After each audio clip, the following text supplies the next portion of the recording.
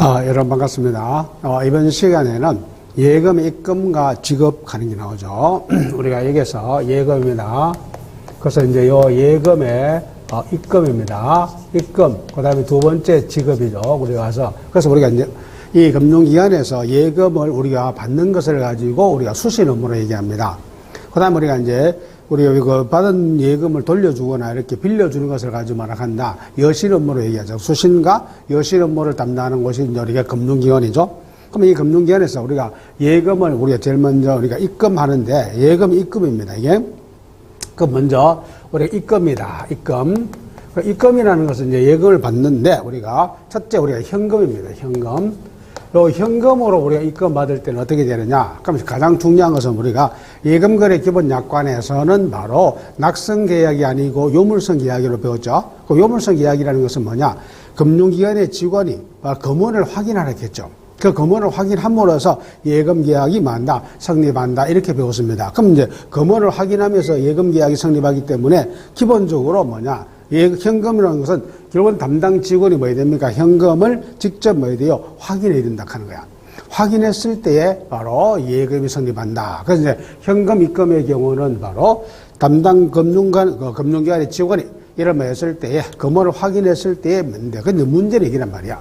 현금으로 입금했을 때에 바로 현장에서 담당 직원이 예를 100만 원 예금하러 갔습니다. 그래서 담당 직원이 현금을 세워서 보니까 100만 원 맞습니다. 예, 100만 원 맞습니다. 이렇게 되면은 전혀 문제가 없죠. 예를 들어가지고 이 담당 직원이 업무가 많이 바빠가지고 사실 매일 이렇게 입주금하는 그런 자주 오는 그런 고객이야. 그런 경우에는 우선 거기에 놔두시오. 두고 가시면 제가 입금 처리해 드리겠습니다. 하고 얘기했던 거야. 그래서 우리가 금원을 직접 확인하지 않고 이렇게 여러분 예금을 이제 받기로 하세요. 현금을. 근데 문제는 이게 뭐냐면은 나는 예금 고객입니다. 내가 100만 원을 입금했는데, 실제로는 그 담당 직원을 세워보니까 99만 원이야. 현금이 모자란다 하는 거야. 이런 경우에는 뭐냐? 누가 책임이냐 하는 거예요. 담당 직원 책임이냐? 아니면은 고객 책임이냐 문제가 나옵니다. 그럼 예를 들어가지고, 부족했을 때는 이건 누가 책임져야 되느냐면은 바로 고객이 책임져야 됩니다. 고객이 내가 100만 원 입금했다 하면서 확인해 줘야 돼요. 왜 그러냐면은 좀 전에 제가 얘기했죠. 예금거래 기본 약관에서 뭐라고 했어요. 금원을 확인해야 된다고 했어요. 그럼 아직까지 금원을 확인하지 않은 상태이기 때문에 100만 원의 예금 계약이 성립되지 않은 것으로 보는 겁니다. 그럼 이걸 100만 원을 입금했다 하는 것을 직접 그 자리에서 확인해 보니까 99만 원이야. 그럼 만 원이 모자랍니다 하는 것을 바로 얘기해 주어가지고 시행할 수 있는 거잖아요. 그래서 우리가 직접 그 자리에 하지 않았을 경우에는 바로 이렇게 입증 책임이 누구한테 있다? 바로 고객에 있다 하는 거. 이게 중요한 겁니다. 봐요. 예컨대 예금 의뢰보다 실제 확인된 금액이 적은 경우입니다. 그럼 현장에서 바로 입금했을 때 문제가 안 되는데 바로 이렇게 부족하다 하는 겁니다. 이런 경우에 누가 입금 책임을 져야 되느냐 하는 겁니다. 이게. 그럼 여기서 보세요. 실제로 그 예금 금액이 확인되기 위해서는 뭐냐? 바로 예금주가 뭐야 된다? 입증 책임을 져야 된다고 되어 있죠. 이게 입금 의뢰인입니다. 그럼 입금 의뢰인이가 누구요? 예금주가 확인을 해야 된다는 뜻입니다. 이게. 왜냐하면 예금거래 기본 약관에서 보세요. 금융회사가 거래처로부터 교부받은 금전을 확인한 데 성립한다. 그럼 보세요. 금원을 확인했을 때 예금계약이 하기 때문에 성립하기 때문이다. 이렇게 여러분들이 이해하시면 됩니다. 그 다음에 여기서 이제 두 번째 뭐냐면은 이제 과다 입금되었을 때입니다. 이게 봐요. 금융회사가 실제로 받은 금액도 과다 입금한 거예요. 그럼 예를 들어서 좀 전에는 현금으로 보세요. 부족한 경우는 이제 고객이 확인했나. 그럼 여기서 과다 입금돼서. 그럼 실제로 고객은 100만 원 했는데 그래서 담당 직원이 잘못해가지고 110만 원으로 이렇게 입금을 해준 겁니다. 이게. 그러면 이 경우는 예금 계약이 원래 얼마 책정된 거야? 100만 원으로 계약된 것이잖아요. 그러니까 그 10만 원은 금융기관에서만 인출하면 되죠. 봐요. 금융회사 실제로 받은 금액보다 과다한 금액으로 통장에 발행해 준 겁니다. 그럼 100만 원인데 110만 원으로 그 글자를 영자한다는 거지 일자를 잘못 찍은 겁니다. 이게. 이렇게 된 경우는 우리가 실제로 입금한 금액에 대해서만 예금 계약이 성립하죠. 그럼 실제로 100만 원을 확인했기 때문에 100만 원만 예금 계약이 되는 것이죠.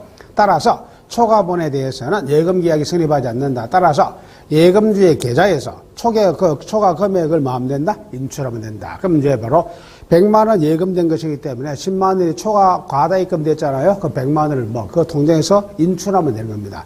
인출해서 새로 100만 원으로 기재를 해주면 되는 것이죠, 이게. 그 다음에 이제 문제는 이겁니다. 만약에 봐서요, 이게 과다 입금돼가지고, 과다 입금됐는데, 이제, 즉, 우리가 그 고객 계좌에서 이걸 인출하면 되는데, 금융기관이 발견하기 전에, 만약에 내가 고객이 110만 원을 가지고 어디다 건저당을 한 거야. 그 건저당을 설정했을 때입니다. 그러면 건저당을 설정한 사람은 통장에 얼마가 찍혀 있기 때문에 110만 원이 찍혀 있고 110만 원에 맞추어 가지고 건저당을 잡아주고 돈을 빌려준 겁니다. 이런 경우에 어떻게 되느냐 하는 것이죠. 이런 경우에는 금융기관에서는 건저당이 잘못된 겁니다. 전부 명령이 나옵니다. 그러면 그것을 다시 바르는 데 필요한 서류가 들어가죠. 그 서류에 대한 비용만 배상. 그러면 당연히 금융기관에 손해배상을 해야 되지만은 손해배상이라는 것이 통장에 과다 입금된 만큼에 대한 손해배상을 해주는 것이 아니고 거기에 들어가는 비용입니다. 보세요. 여러분들 봐요. 만약에 그 제3자가 그런 사실, 과다 입금된 사실을 모르고 예금에 대해서 질권을 설정하고 그 다음에 금전을 대부해 주었다면 압류라든가 전부 명령을 받은 경우에는 그로 인해서 손해를 금융기관이 배상해야 된다. 그러면 이제 잘못 과다 입금했기 때문에 잘못된 것을 금융기관이 책임진다 하는 거예요. 그런데 중요한 말이 옵니다. 그 금융기관의 손해에 대해서 책임을 져야 되는데, 손해배상해야 되는데, 다만 그 배상의 범위죠. 그 배상의 범위는 바로 예금액이 아니라 전부 명령 신청 등 그 절차에 취하는 과정에서 발생한 비용이라 하는 거예요.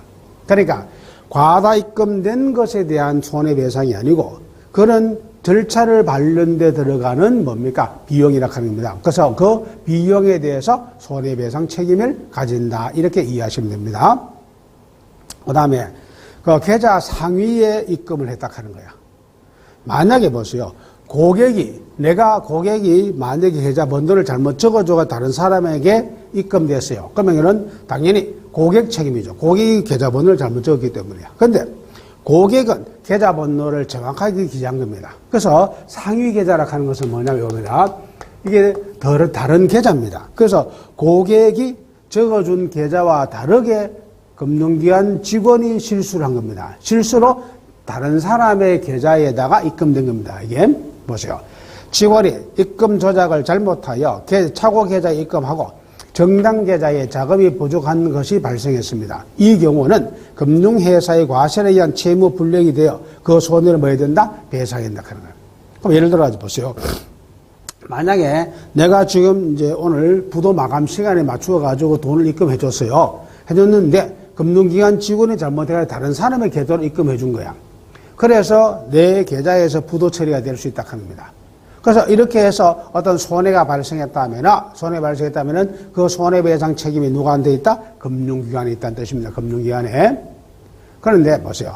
한편 잘못된 입금은 착오에 의한 기재이므로 착오 계좌 예금주의 동의 없이 취소하여 정당 계좌에 입금할 수 있다. 그럼 일단은 손해가 발생했으면 금융기관이 손해배상을 해야 되고, 근데 착오 계좌에 들어간 그 예금입니다. 그 예금은 실제로 정당한 예금 계약이 아니잖아요. 아니기 때문에 금융기관에서 모을 수 있다. 그 상대방 계좌에서 모을 수 있다. 돈을 인출할 수가 있다. 합니다. 예. 그 다음에 보세요. 그 다음 또 하나가 보세요. 잘못 입금된 것을 취소하기 전에 예금주가 그 예금을 인출했다면 이는 원인 없이 타인의 재산보다 부당하게 뭐 했어요? 이득을 취했죠. 그 부당이득 반환 청구의 소요를 제기해서 그것을 받을 수 있다. 그럼 예를 들어서 착오 계좌의 예금주가 자기의 돈이 아닌 것을 알면서도 이유 없이 돈이 들어왔잖아요. 돈이 들어왔기 때문에 바로 남의 돈이라는 뜻입니다. 그럼 이유 없이 들어왔기 때문에 부당이득이 되는 거예요. 그래서 인출해서 사용해서는 안 됩니다. 만약에 사용했다면 부당이득 반환 청구 소송을 통해 가지고 부당이득을 환수할 수가 있다는 뜻입니다. 이것이 바로 우리가 현금에 의한 우리가 입금입니다. 그 다음에 여러분들이 입금 중에서 이제 정권료입니다. 정권료. 요 정권료를 가지고 입금하는 경우가 있습니다. 정권료를 가지고. 이거는 앞에서도 여러분들이 이제 우리가 예금을 할 때에 바로 정권료에는 타행이냐 자행이냐 또는 여러분들이 자기합 수표냐 당좌 수표냐 여기에 따라서 입금할 때에 바로 여러분들이 차이를 배웠습니다. 이미 배웠기 때문에 여기에서 추가적인 설명을 생략하고 간략하게 여기에 몇 가지만 더 추가해 주겠습니다. 첫째 여러분들이 이제 그 정권 중에서 어음이라 하는 겁니다. 그럼 어음이라 하는 건 보세요. 지급받은 어음을 제급 제시 기한 내에 제시할 수 확인하라 하는 제시할 수 있는지. 그러니까 예를 들어 보세요. 만약에 지급 제시 기한이 경과되었다면 이미 그럼 예를 들어 만약에 어음이 왔는데 지급 날짜가 3월 1일인데 3월 10일 날 이걸 받아 입금했다 하는 이미 여러분이 지급 날짜가 지났다 하는 겁니다. 이게 그래서 이런 것은 아닌지를 뭐하라 하는 거야. 확인을 하라 하는 거. 그러니까 지급 제시 기한 내에 제시가 가능한지. 예. 그러니까 두 번째 보세요. 지급 제시 기한 내에 제시하지 못할 경우에 그 입금이나 배서인에 대해서 상환 청구권을 상실함으로 금융회사나 제시기한 기일 경과로 인해서 엄교한 업무 규약상의 과태료를 부과한다 하는 거야. 두 번째, 또 이 엄이라 하는 것은 일단 여러분들이 뭐냐, 지급 제시 기간입니다. 그 제시 기간이라 하는 그 기간에 맞는지를 해야 된다 하는 거. 그다음 두 번째 뭐냐면 그 엄에서 기재사항이 있습니다. 바로 엄의 요건입니다. 요건 충족이 되어 있느냐 하는 걸 따져야 됩니다. 예를 들어가지고 배선안이라든가 이런 데에서 고소 다 기록이 되어 있는지 또는 엄액의 액수, 그 예를 들어 우리가 만약에 1억이면 1억, 10만이면 10만이라 하는 액수도 기재되어 있는지 그래서 그 엄의 기재사항입니다. 그 기재사항이 제대로 기재가 되어 있는지 이런 것을 뭐 해야 된다 하는 거야. 확인을 하고 받으라 하는 거야. 그 다음에 두 번째 뭐냐면 수표입니다. 이게 이 수표로 여러분들이 만약에 입금을 받는다 하는 겁니다. 이게 역시 이것도 뭐냐면 지급 뭐가 되는 겁니까? 지급 제시 기간입니다. 요 제시 기간에 제시할 수 있는지를 뭐하라 하는 거야? 확인을 하라 하는 겁니다. 수표도. 둘째 여러분들이 선일자 수표인지 여부를 확인하라. 그럼 여기서 이제 중요한 게 이겁니다. 선일자입니다. 이게 선일자 수표입니다. 요 수표인지를 여부를 수표 여부입니다. 요 여부를 확인해야 됩니다. 이게 우리가 이제 선일자 수표라 하는 게 뭐냐. 원래 수표는 일람출금 증권입니다. 그래서 그 수표를 제시하면은 바로 돈을 지급해 줘야 되는 것이 바로 이 수표란 말이야. 그런데 이 선일자 수표라 하는 것은 뭐냐면요. 예를 들어가지고 이 수표를 발행한 겁니다. 이 발행일입니다. 이 발행일은 여러분 사실상 예를 들어서 4월 1일이야. 그런데 여기 수표에 기재된 겁니다. 요 제시 기재일이야. 지급 기재일은 예를 들어서 만약에 10월 1일로 되어 있어요. 그러면 쉽게 말해서 내가 오늘 수표를 발행해서 사실은 오늘 발행했는데 그럼 오늘 발행하면은 그러면 그 수표 지급일을 이렇게 해놨다면 기재일을 지급 기재일을 이날 적어놨는데 불구하고 사실상 뭐냐면 그 이전에 수표를 돌린다. 원래 수표는 약속합니다. 내가 그 지급일을 지급일로 기재된 겁니다. 지급일로 기재된 날이 10월 1일이야. 그럼 수표를 받은 사람은요, 사실상 10월 1일 전까지는 수표를 돌리면 안 됩니다. 돌리지 않겠다는 약속을 하고 사실상 이렇게 발행한 거예요. 그래서 그 이전에 이미 나는 4월 1일 날 수표를 발행해줬고, 그 다음에 그 지급일을 10월 1일 해놨어요. 그런데 이미 수표를 발행했기 때문에 이거를 사실상 수표를 가지고 있는 사람이 돌릴 수 있다 하는 거야. 이런 경우에 돌렸을 때 문제가 발생할 수 있다. 왜냐하면 돈이 입금이 안 되기 때문에 부도가 될 수 있다 하는 거야. 그래서 봐요. 선일자 수표를 확인하라. 즉 수표법상 수표는 일람출금 증권이 뭐라 제시기일 미도래로 부도되는 경우는 거의 없습니다. 그러면 미도래가 안 돼가지고 부도되는 경우 없는데 당사자가 발행일자 이전에는 제시하지 않겠다. 발행일자 이전에는 제시하지 않겠다 하는 것을 뭐해서 이게 약속을 했어요. 약속을 했는데도 불구하고 이거를 뭐하고 무시하고 교환을 돌려버린 겁니다. 이게 그러면 결과적으로 이 예금 잔고가 없으면 뭐가 되는 거야? 이 수표가 부도가 될 수 있다 하는 거야. 그래서 이제 항상 선일자 수표인지를 반드시 말하는 거, 확인하라 하는 거. 그 다음에 수표 요건입니다. 수표 요건을 갖췄는지 확인하라 하는 요건. 그러면 수표 요건으로서 이제 수표의 기재사항이 있잖아요. 그 기재사항이 제대로 기재되는 것을 뭐라? 확인해 준다 하는 거. 또 하나가 여기서 이제 뭐냐? 횡선수표가 있어요. 횡선수표. 이 횡선수표에는 크게 두 가지가 있습니다. 뭐가 있냐면은 우리가 일반 횡선수표하고 그 다음에 여러분들이 뭐냐? 특정 횡선수표가 있습니다. 특정. 그럼 여기서 이제 일반 횡선수표하고 특정 횡선수표는 뭐냐? 수표가 있어요. 요 수표 용지에다 횡선을 긋는 겁니다. 이렇게. 횡선을 그어가지고 여기에 횡선 자체에만 꺾고 이 안에 아무런 기재사항이 없는 거야. 요것을 가지고 뭐라 한다? 일반 횡선수표라고 얘기합니다.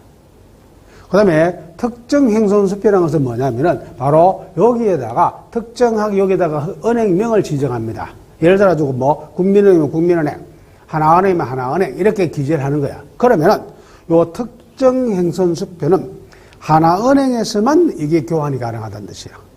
그러니까 특정하게 기재된 은행에서만 우리가 요 수표를 교환할 수 있는, 입금할 수 있는 것이 바로 뭐고? 요 특정 횡선수표입니다. 그 다음에 일반 횡선수표는 어떤 은행이든 간에 가면 되는데 단지 뭐냐? 고객이 자기 은행과 거래가 있어야 돼요. 그럼 자기 은행과 거래가 있는 고객이 은행, 그럼 예를 들어 나는 국민은행 고객이야. 그럼 국민은행에서만 이걸 제시하라고 하는 거야. 다른 은행에다가 제시하면 안 된다 하는 겁니다. 그래서 보세요. 일반 횡선수표의 경우는 입금인이 우체국과 계속적인 거래가 있는 거래처인지를 확인하고, 그럼 일반 횡선수표입니다.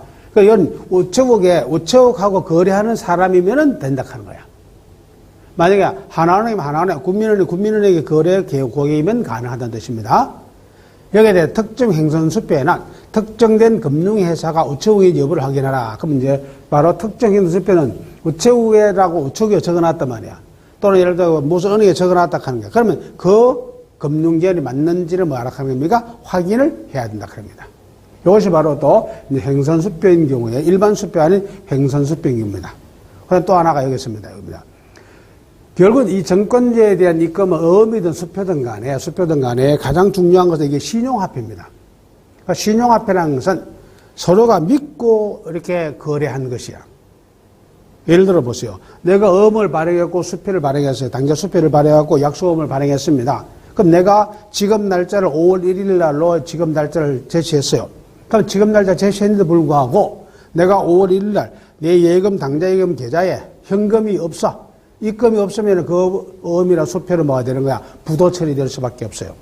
이걸 믿고 한다 하는 거야. 또 하나 보세요. 당좌 예금이라 하는 것은 분명히 뭐냐? 바로 일반 예금과 다르다 배웠습니다. 당좌 예금은 일반적으로 소비 임치 계약 플러스 뭐라 해서요?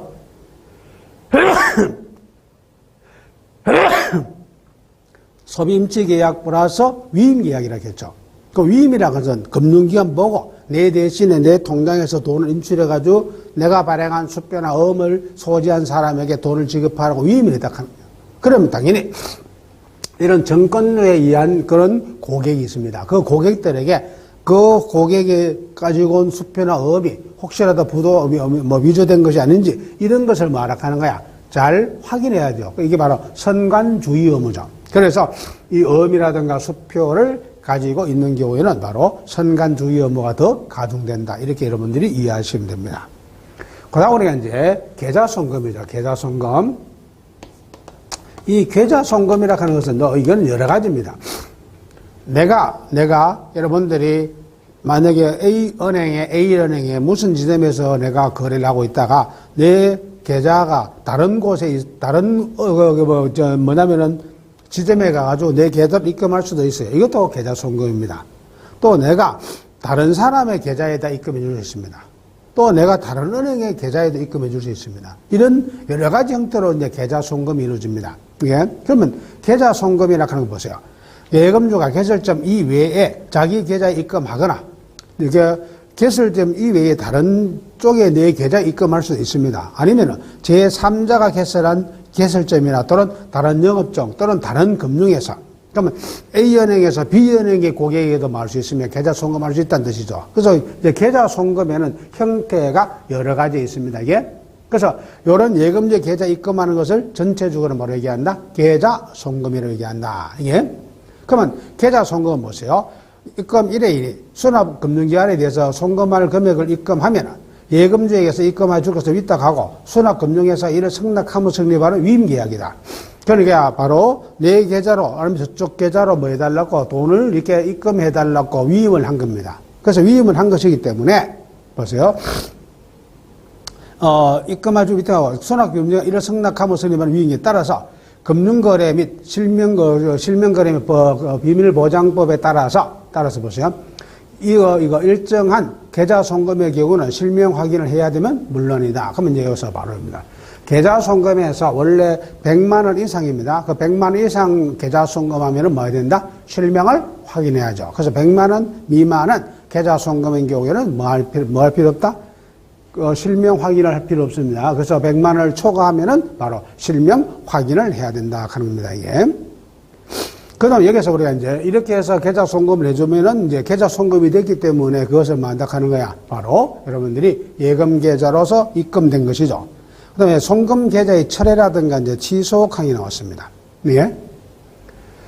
그럼 예를 들어 보세요. 계좌 송금이 완료되게 되면 그러면 내가 보세요. 내가 다른 은행에다 계좌 송금을 해서 그래서 이 계좌 송금에서 입금이 완료되기 전까지는 언제든지 말할 수 있다. 계좌 송금을 취소할 수가 있습니다. 철회라든가 취소가 가능하다 하는 겁니다. 그 대신에 이게 종료되면은 이러면 안 된다 하는 거야. 그럼 쉽게 말해서 내가 은행에 가서 계좌 송금을 의뢰했다가 아직까지 다른 계좌로 입금 확인이 안 돼서 입금 확인이 안 된 경우에는 계좌 송금을 말할 수 있다 하는 겁니다. 철회나 취소가 가능한데 이미 입금이 완료돼서 그러면 이건 내가 마음대로 안 된다. 왜냐하면 상대방 다른 사람의 계좌로 들어가기 때문입니다. 이게 그래서 은행에서도 마음대로 남의 계좌를 뒤져가지고 그것을 인출할 수가 없다는 뜻입니다. 이게 따라서 여러분들 이제 보세요. 우리가 그 계좌 송금에서 위임 계약이면 입금 의뢰인은 수납금융회사 및 수납금융회사 위임을 받은 금융회사가 위임 사무를 종료하기 전에는 위임 계약을 말해서 계좌를 취소할 수 있다. 이게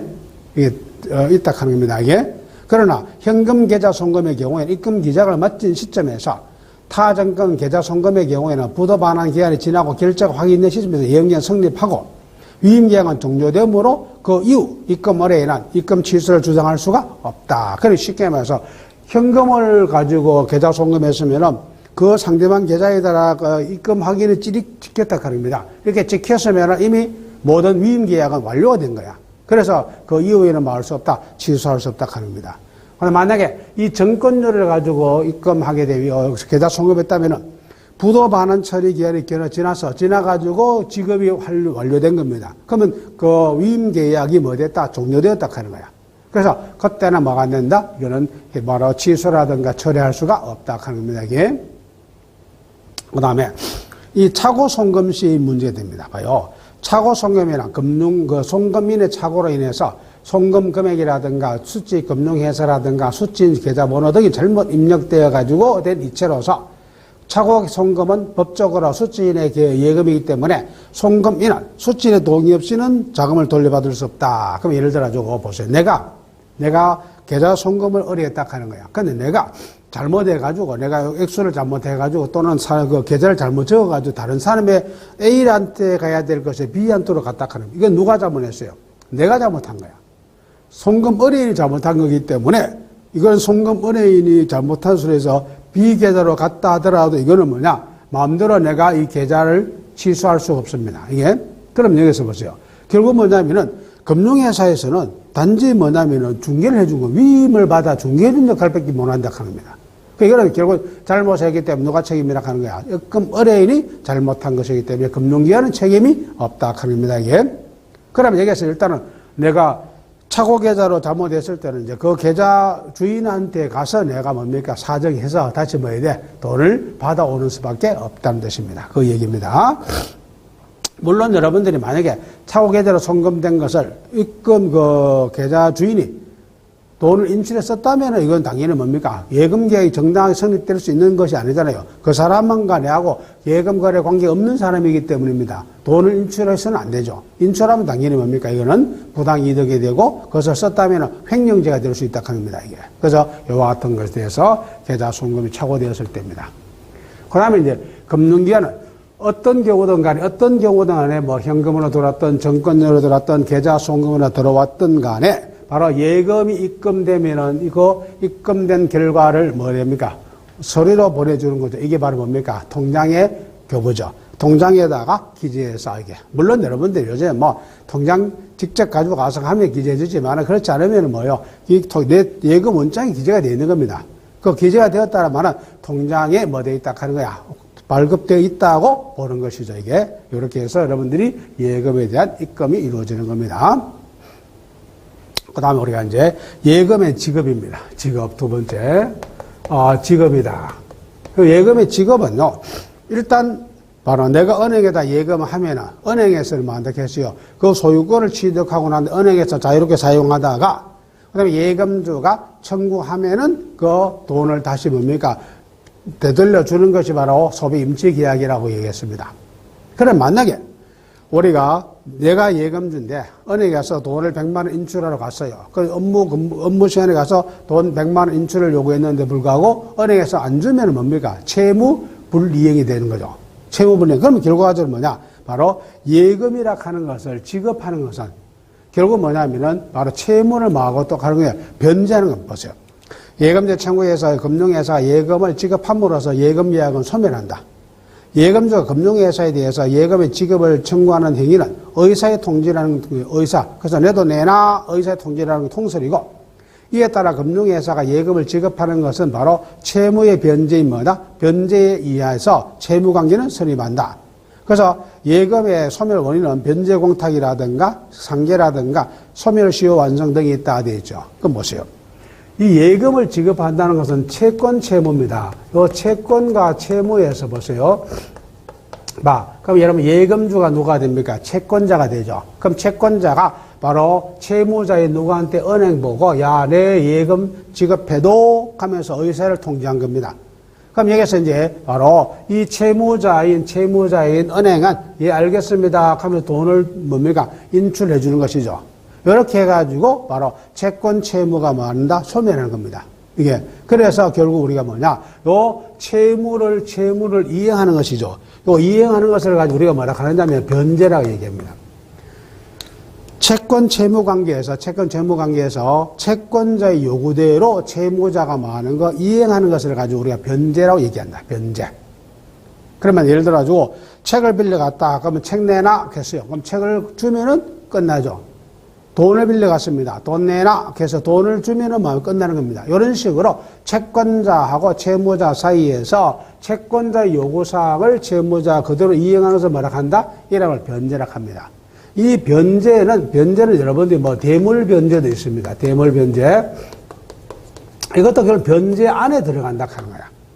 예를 들어 이런 경우가 있어요. 내가 이웃집에서 내가 이제 뭐 이렇게 어떤 연장을 빌려와서 사용하다가 잘못해 연장이 깨졌어. 그러면 이웃집에다가 빌려간 연장을 다시 갚아줘야 되는데, 이 깨어진 것을, 파손된 것을 줄 수는 없잖아요. 그런 경우에 다른 연장을 사다가 갚아줄 수 있습니다. 이런 것을 우리가 이제 뭐라고 한다? 대물변제라고 얘기합니다. 또 여러분 또 보면은 변제 뭐로 되어 있어요? 변제 공탁이라 되어 있죠? 이 변제 공탁이라 하는 것은 뭐냐? 이게 공탁소입니다. 공탁소에다가 맡기는 겁니다. 변제는 해야 되는데, 예를 들어 채권자가 불명일 수 있어요. 예를 들어 이런 경우가 있습니다. 봐요. 어떤 그 시에서 새로 도로를 개설하려고 합니다. 도로를 개설하는 과정에서 여기에 지금 A의 토지가 이렇게 있어요. 그럼 토지가 있는데 다른 사람들은 다 변상을 다 받아갔습니다. 이제 보상금을 다 받았는데 A는 나타나지 않는 거야. A가 지금 공시를 해도 나타나지 않습니다. 그러면 이 집에 대한 보상금을 지급해 줄 수가 없는 거야. 그렇다고 해서 이 사업을 해가지고 이걸 헐어가지고 도로를 내야 되는 겁니다. 이런 경우에 이 보상금에 대해서 법원에다 하는 겁니까? 변제 공탁을 하는 겁니다. 공탁을 함으로써 이게 A 토지라고 하면 A는 뭐 해야 된다 하는 거야? 법원의 공탁소에 가서 돈을 찾아가야 됩니다. 그럼 이제 바로 그 시는 이 부분에 대한 것을 뭐 한다 하는 거야? 바로 여러분들이 변제가 끝이 나는 겁니다. 보상금의 변제가 끝이 나고 도로를 이렇게 헐고 낼 수 있습니다. 이런 식으로 변제를 할 수가 없는 상황이 발생할 수 있어. 그렇다고 마냥 기다릴 수가 없다 하는 겁니다. 이런 경우에 뭐 할 수 있다. 변제 공탁을 할 수 있습니다. 이게. 그 다음에 여러분들이 상계 처리할 수 있죠. 상계. 이 상계 처리는요, 이겁니다. 서로 쌤 하는 거야. 그럼 내가 은행에서 대출한 돈이 1억이 있어. 또 내가 예금이 1억이 있어. 그러면 예금액 1억과 대출된 1억을 말씀드리면 서로가 상계 처리할 수가 있습니다. 이렇게 하는 것을 우리가 이제 상계 처리라고 얘기하죠. 그 다음에 우리가 소멸시효로 배웠죠. 이 소멸시효는 우리가 예금이라 하는 것은 상법상에서 이루어지는 채권 채무 관계라고 했어요. 그러면 상법상에서 이런 채권 채무 관계는 소멸 수요가 몇 년으로 배웠습니까? 5년으로 배웠죠. 그래서 5년입니다. 그래서 내가 입출금 예금을 마지막으로 입금하고 마지막으로 출금한 시점부터 몇 년간 간다고 했어요? 5년이라고 했습니다. 그래서 바로 소멸 수요가 완성됨으로써 뭐 할 수 있다. 이게 채권 채무 관계가 없어질 수 있습니다. 이게. 그 다음 이제 두 번째, 예금의 지급 장소가 문제됩니다. 지급 장소. 그러면 지급 장소는 어디냐? 원래 여러분들의 예금은요, 지명채권이야. 그럼 지명채권이라는 것은 보세요. 그 통장에 뭐가 있어요? 자기 이름이 기재되어 있다 하는 거야. 원래 지명채권은, 그럼 보세요. 내가 만약 여러분들의 돈을 빌렸으면 내가 돈을 갚으려고 하면 뭐 해야 되냐? 내가 돈을 들고 채권자한테 가는 거야. 그럼 채무자가 채무 이행을 위해서 채권자한테 찾아가서 내가 빌린 돈 갚으러 왔다 이렇게 얘기해야 되는 겁니다. 그럼 여기서 이제 문제는 뭐냐면은 채권자는 예금 주고 채무자는 누구라고 했어요? 금융기관이라고 했어. 그러면 여기서 만약에 금융기관에서 이게 지참채무이기 때문에 그거를 예금주에게 찾아가서 일일이 찾아가서 돈을 지급해준다 하는 것은 사실상 불가능하잖아요. 이게 그래서 예금거래 약관에서도 여러분들 모든 예금은 어디에서 이루어진다? 개설점에서 이루어진다고 딱 되어 있다면 예금거래 기본 약관에서. 그러면 사실은 지참채무지만은 이게 뭐가 된다? 추심채무가 된다. 그럼 추심채무가 되기 때문에 예금주가 어디로 와야 됩니까? 은행으로 와야 된다. 그래, 금융기관에. 그래서 분명히 지명채권이지만은 예금거래에서는 바로 지참채무로 보지 않고 뭐로 본다? 추심채무로 본다. 그래서 예금주가 어디로 가야 된다? 영업점에 와서 돈을 찾아가야 된다. 그래서 바로 여러분 예금주가 어디로 가야 된다? 지급하는 영업점에 가야 된다. 이게. 그래서 영업점에 가서 그 다음에 돈을 달라해야 된다. 단 무기명채권은요. 무기명채권은 마지막으로 최종 무기명인데 우리가 이제 CD라든가 이런 게 있습니다. 그래서 이와 같은 것은 무기명채권이기 때문에 이와 같은 것은 뭐냐? 마지막으로 그 예금, 정권을 소지한 사람입니다. 소지한 사람에게 지급하면 되고. 그다음에 이것은 바로 요 정권을 발행한 지점에 가면 됩니다. 그 발행한 그 점포에 가서 돈을 찾아야 된다 하는 겁니다. 이게, 이것이 바로 우리가 이 예금의 지급 장소가 돼. 사실은 요즘에는 뭐 온라인이 발달하다 보니까 지급 장소가 특정 금융기관이 아니어도 사실 가능하잖아요. 요즘에는. 예. 그 여러분들이 보세요. 우리가 뭐 ATM 이런 데 가서 다른 은행 ATM기에 가서도 내가 다른 은행의 계좌에서 뭐 내 계좌를 인출해가 돈을 인출하면 되지 않습니까, 이게? 그래서 어떤 간에 은행 점포에 간다 하는 거야. 예. 이것이 우리가 이제 지급 장소가 됩니다. 그럼 지급 시기가 되죠. 시기는 기본적으로 예금주인 채권자가 뭐 했을 때, 요구했을 때입니다. 그 요구했을 때야. 그럼 예를 들어가지고 입출금 자유로운 예금도 보세요. 그 가서 내가 내 돈 내놔 요구했을 때에 돈을 줘야 된다 하는 거야. 그럼 요구했을 때 돈을 못 주면 이게 뭐가 채무불이익이 되는 거죠. 그 다음에 우리가 지급 시기도 기한보 예금인 경우가 있어요. 만약에 3년짜리 정기예금을 들어서 정기예금. 그럼 정기예금이 만료가 만약에 10월 1일이다. 그러면 10월 1일 되면은 무조건 돈을 지급하는 게 아닙니다. 그러면 이제 바로 지급기일이 도래하고 난 다음에 예금주가 뭐였을 때 청구했을 때 돈을 주면 됩니다. 그러니까 무조건 뭐 이렇게 만기가 되었다 해가지고 금융기관에서 무조건 이 돈을 지급해야 되는 것은 아니라는 뜻입니다. 이게. 그래서 그게 아니고 바로 만기가 도래하고 그 다음에 예금주가 뭐였을 때 청구했을 때 이거를 지급해야 되는데 만약에 그때 지급하지 못하면 이건 뭐가 됩니까? 바로 채무 불이익이 되는 겁니다. 이게. 그 다음에 이제 예금의 지급과 면책이라 하기 나왔습니다. 그럼 여기서 이제 우리가 예금의 이제 지급에서 보세요. 기본적으로 예금을 지급할 때 이제 면책이 됩니다. 이 면책은요, 책임이 이제 면제되잖아요. 한마디로 해서 누구한테 하면은 예금주입니다. 예금주 본인에게 돈을 주면은 뭐 하는 거야? 완벽하죠. 그렇죠? 그러니까 예금주 본인에게 이 돈을 예금을 지급하면 이건 가장 완벽한 겁니다. 그럼 모든 채권, 채무 관계에서 책임이 뭐 되는 겁니까? 면제된. 이게 가장 중요한 거야. 그런데 문제는 이란 말이야. 이게 모든 예금을 예금주 본인과는 할 수가 있는 건 아닙니다. 물론 예를 들어서 좀 전에 얘기했지만 양도소 예금증서라든가 이런 것은 말해서 마지막으로 최종적으로 뭐 한 사람, 그것을 소지하고 온 사람, 무기명 채권 이런 것은 마지막으로 소지하고 온 사람이 뭐냐? 돈을 주면 됩니다. 그러면 그래서 원래는 진정한 예금주에게 돈을 주면 전체 끝나고, 그 다음에 무기명 채권이라든가 이런 것은 최종적으로 소지자에게 마음대 돈을 지급하면은 모든 책임은 면제가 되는데, 이제 문제는 이거란 말이야. 이걸 모든 예금주하고 이렇게 할 수는 없는 경우가 있단 말이야. 보세요.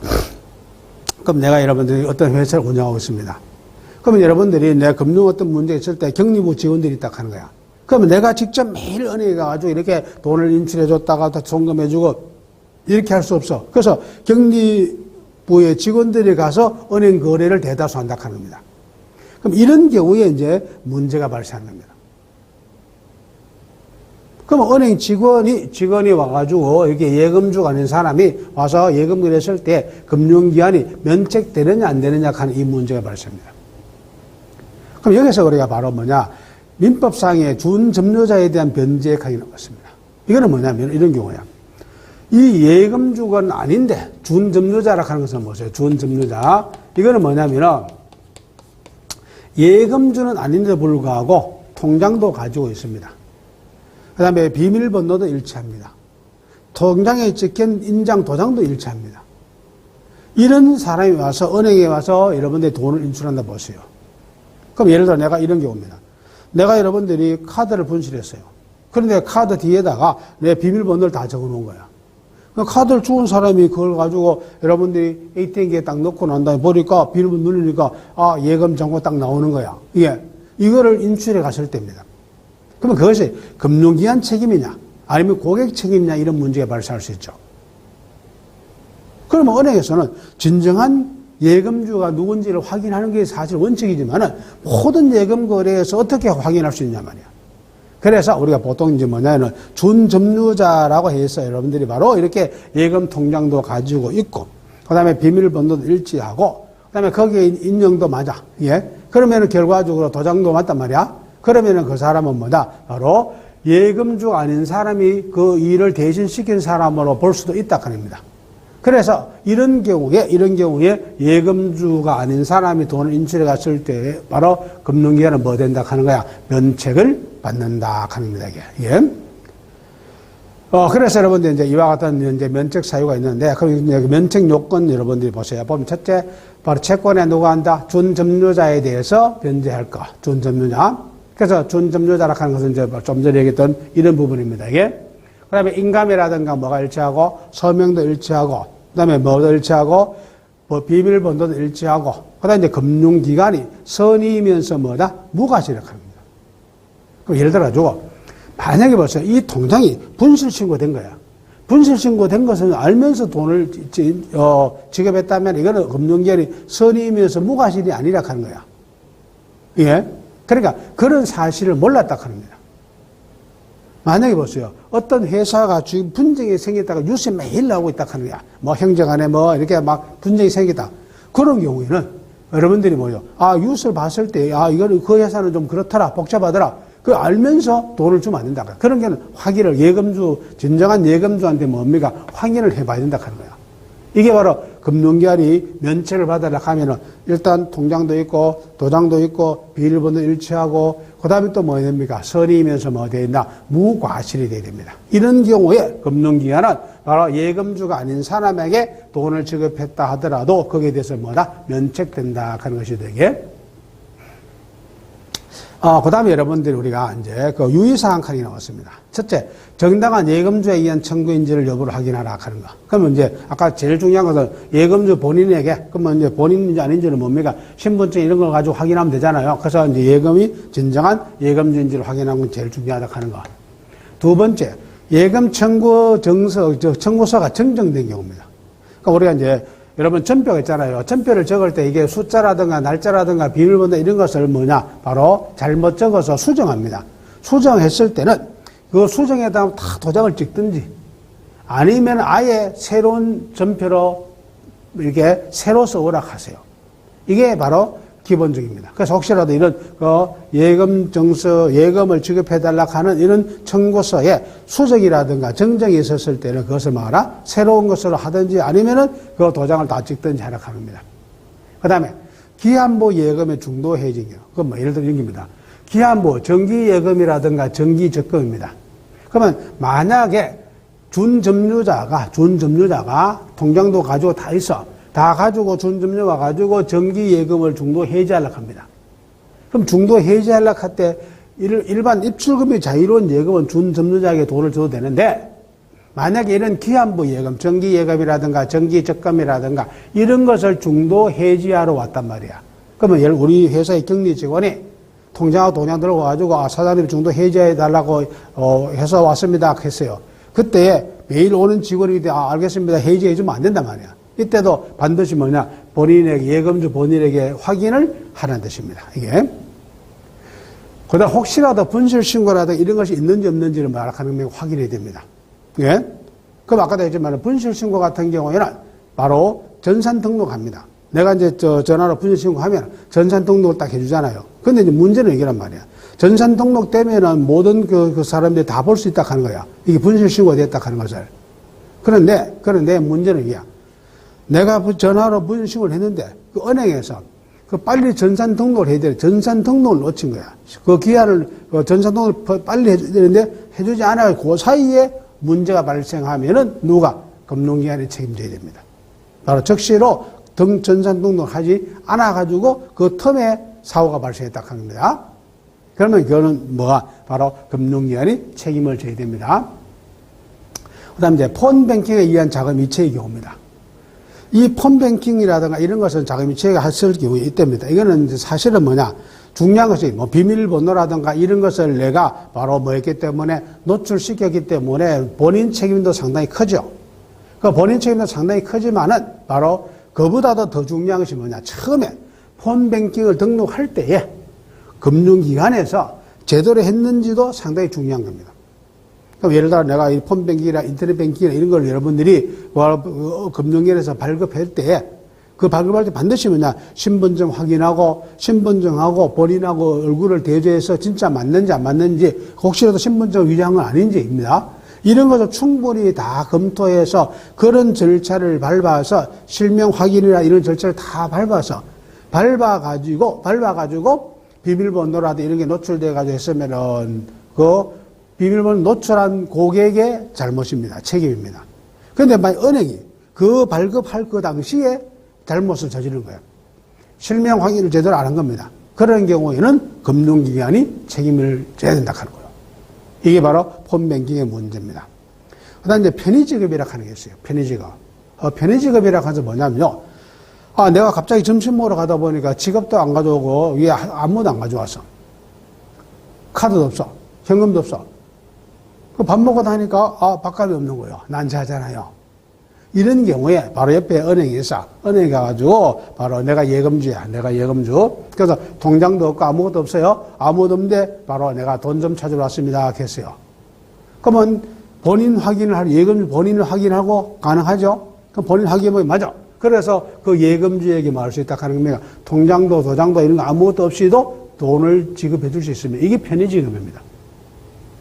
그러면 예금주 본인이 편의지급을 요구하면 전혀 문제 안 되죠. 예금주에게 했기 때문에 뭐냐 채무를 뭐하는 겁니까? 변제하는 것이 되기 때문입니다. 그런데 만약에 우리 회사의 격리 직원이 와가지고 편의지급, 그래서 내가 우리 격리 직원이 점심 먹으러 나갔어요. 그래서 내가 전화해가지고 그 들어오는 길에 은행에 가지고 돈 좀 찾아오라고 얘기했어요. 그래서 그 직원이 가가지고 지금 사장님이 돈 좀 찾아오라고 하는데요. 했어요. 매일 처리하는 격리 직원이야. 예? 그랬을 때 돈을 지급하면 안 된다 하는 거야. 그러니까 그런 경우는 예금주 본인이 아닌 경우에는 예금주에 확인해야 됩니다. 그래서 좀 이 사람이 바로 이렇게 통장도 없이 와서 돈을 지급해달라고 하는데 지급해도 되겠습니까? 확인을 하라 하는 거야. 그래서 예금주 본인에게 말아 확인을 하라는 뜻입니다, 이게. 그 다음에 이제 과다지급이죠. 이 과다지급이라고 하는 것은 뭐요? 결국 뭐냐면은 내가 100만 원을 이렇게 지급해 줘야 되는데 은행에 자문해가 110만 원을 지급해 준 거예요. 그때 이제 제일 중요한 게 있잖아요. 그래서 은행에서, 아이고, 죄송합니다. 이 100만 원 나가야 되는데 잘못 내가 돈을 세워가지고 110만 원 나갔습니다. 그러면 이제 그 고객이, 맞습니다. 머리 사려고 맞아. 예, 알겠어요. 신문 돌려주면 모든 게 끝나죠. 그런데 문제는 뭐냐면 고객은, 나는 100만 원밖에 안 받았다 하는 거예요. 이렇게 우길 수 있다 하는 거야. 이런 경우에 이제 사실은 곤란하잖아요. 곤란하기 때문에 제일 중요한 것은 고객을 뭐하나 설득해가지고 돈을 받아내라. 예? 돈을 받아내고, 그 다음에 그게 안 되면 이제 뭐냐, 여러 가지를 이제 얘기를 해야죠. 그래서 여러분들이 일단 부당이득, 당신이 만약에 그래 되면 부당이득이 되기 때문에 부당이득 반환금 소득이 가능하고, 혹시라도 만약에 그 소송하게 되면은 당신은 소송 비용도 물론 당신에게 문제가 될 수도 있고, 또 하나가 바로 그동안의 지연 이자에 대해서도 법정 이자를 당신이 어디다 지급해줘야 되고, 이게 뭐 이런 여러 가지. 그 다음에 그것을 만약에 돈을 써버렸어요. 그러면 이제 부당 여러분들이 뭐냐, 점유이탈 횡령죄가 될 수도 있다. 형법상의 처벌도. 그럼 민법상의 문제도 있지만 형법상에도 문제가 발생할 수 있다 하는 것을 뭐냐, 얘기하라 하는 게 쉽게 말해서, 만약에 금융기관이 잘못해가지고 고객에게 100만 원 줘야 될 걸 110만 원 잘못 줬어. 그때는 이제 그 고객을 설득해가지고 돈을 돌아받아내는 게 최선이다.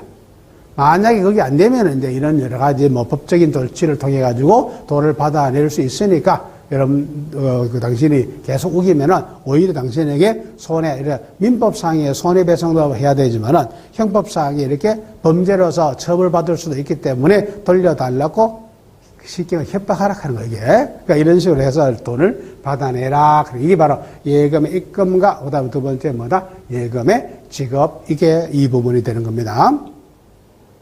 뭐, 요 부분은 그렇게 어려운 부분이 아니기 때문에 앞에서 조금씩 배웠던 내용과 연결되고, 그 다음에 예금주에서 지급할 때, 그래서 지급 시기하고, 지급 장소하고, 그 다음에 여러분들이 면책 사유가 있습니다. 요 정도는 좀 정확하게 잘 이해를 해 주시기 바랍니다.